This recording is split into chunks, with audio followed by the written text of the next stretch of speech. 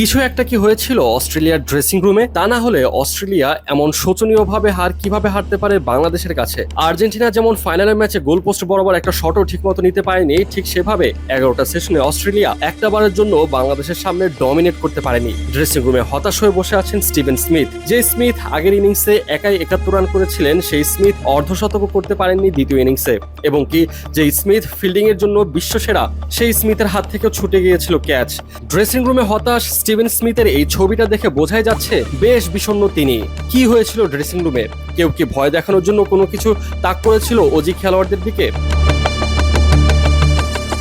যাই হোক, মজার ছলে অনেক কথা বলা হলেও এটা বলার অপেক্ষা রাখে না বাংলাদেশের কাছে এভাবে শোচনীয় হারের পর চমকে গিয়েছে পুরো ক্রিকেট বিশ্ব।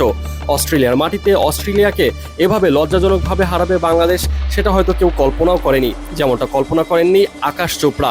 বাংলাদেশের প্রশংসা করার পাশাপাশি আকাশ চোপড়া অস্ট্রেলিয়ার এই করুণ দশা দেখে বলেছেন, অস্ট্রেলিয়া হেরেছে নিজেদের মাঠে, তবে এই অভ্যাসটা এখন করে নাও ভাই, কারণ অস্ট্রেলিয়ার এই পরিবর্তনের সময়টা সহজ হবে না, বেশ কষ্টদায়ক হতে চলেছে, কারণ ওদের দলটার বয়স হচ্ছে।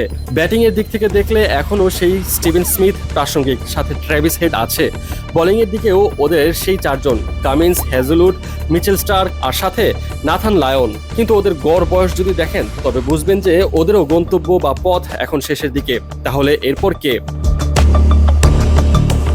এদিকে বাংলাদেশ দলের প্রশংসায় মগ্ন হার্ষা ভোগলে, যে বাংলাদেশকে সিরিজ শুরু হওয়ার আগেই সবাই ছোট করে দেখেছিল, সেই বাংলাদেশ দাপটের সাথে দেখিয়ে দিল যে নিজেদের সময় টাইগাররা যে কাউকে হারাতে পারে। এই ব্যাপারটা উল্লেখ করে হার্ষা ভোগলে বলেন, সবাই বলাবলি করছিল এই ম্যাচ কি 3 দিন পর্যন্ত যাবে, এই ম্যাচ কি 4 দিন পর্যন্ত যাবে।